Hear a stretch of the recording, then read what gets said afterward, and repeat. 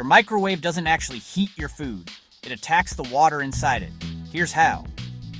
Inside the microwave, a device creates powerful electromagnetic waves tuned to the exact frequency that water molecules love.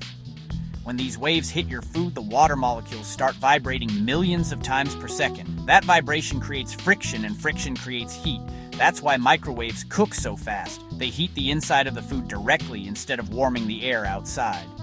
Foods with more water heat faster. Foods with less water heat slower. And containers don't get hot because they don't absorb microwaves. Want to understand this full process in detail? Watch the complete video.